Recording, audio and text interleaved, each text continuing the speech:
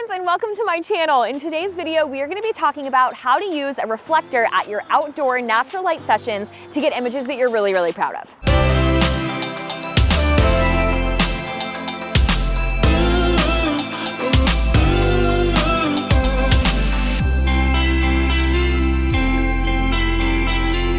My name is Hope Taylor. I am a senior portrait photographer serving both Charleston and Savannah. This YouTube channel is where I share education for photographers as well as a little bit of a peek into my life living in the low country. Today we are actually in my small town of Virginia that I grew up in and built my business in for the first 6 or 7 years. And I'm going to be with a model today showing you guys how to use a reflector at your session. But before we dive in, I am going to link a free gift for you down below for you to watch an entire senior session from start to finish, as well as watching me edit the images completely for free. We have a monthly membership called the Senior Scoop that is my favorite education that I offer in my business. There are 400 plus photographers inside of the membership right now who get to watch a brand new senior session every single month. And just as a gift to you for tuning in and being here, we are giving you access to 1 free month of content. All you have to do is sign up in the link in the description down below. But we are going to be working with Maddie, who's actually a friend of mine from high school, to demonstrate how to use a reflector. So we are going to cut to that footage from Fredericksburg.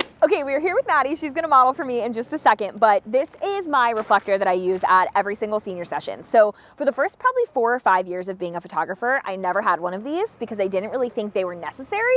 I didn't see the value of them. I used a lot of natural reflectors like white concrete, light sand, light gravel, and I just didn't feel like they were completely necessary. But then I had a handful of shoots where the shadows on my client's face were really harsh. The location and the lighting that we were shooting in was beautiful if I had only had a reflector. So I bought one and now I use it at every single shoot for the last 5 or 6 years. And I want to show you guys a couple of tips and just things that you should know about purchasing a reflector. And I'm going to link the one that I use in the description down below. So first thing to note is that I always use the reflector by myself. I don't have an assistant, I don't have an intern, I don't have anybody that holds this for me.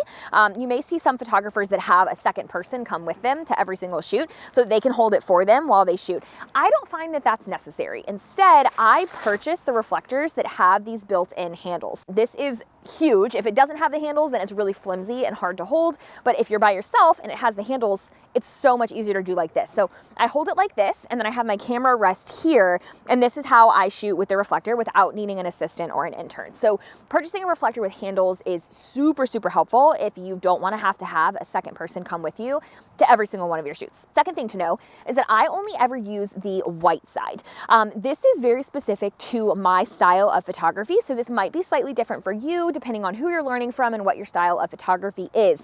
Typically, your reflector is going to come like sheer, so it's going to look like this when it comes in. It's just completely see-through, and it will have this cover that's reversible. There's going to be a silver side, there's going to be a black side, a gold side, and a white side. I always turn it to the white side because I like really natural, bright colors in my imagery, and I want this to essentially just act to fill all of the shadows on my client's face. I don't want it to reflect a specific color. I've actually never used a side other than the white.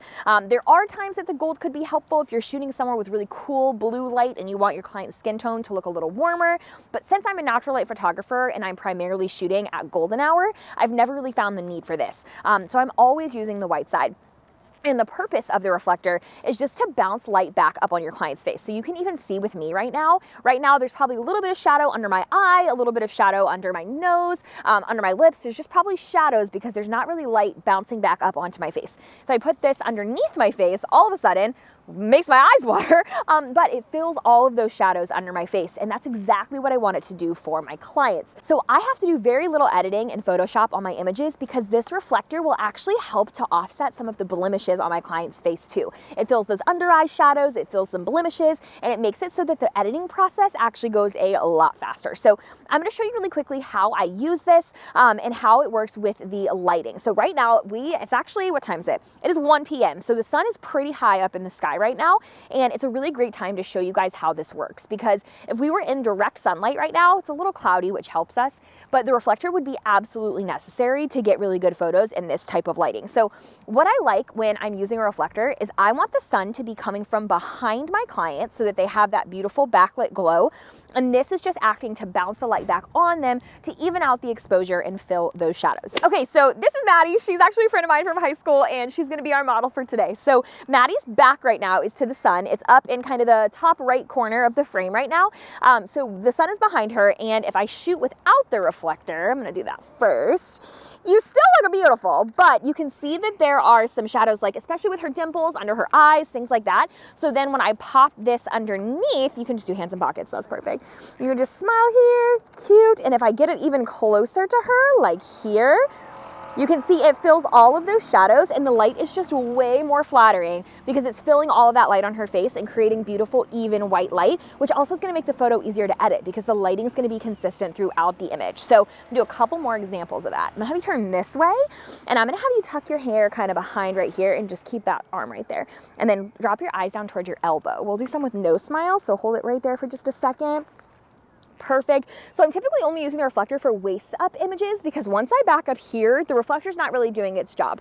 If I'm using an 85 or a closer up lens where I can't hold it and shoot without it cropping her face, I will sometimes drop it here and it will still act a little bit as bouncing light on her face. It's not going to be as like drastic and powerful as if I was holding it, but this will also help just a little bit. Once I get back here, if I'm doing full body shots, I'm typically not using the reflector at all. Instead, I'm gonna be looking for natural reflectors in those situations, but just for the purpose of this video, I'll do a couple more close-ups. So eyes down towards that shoulder and pop them right here towards me.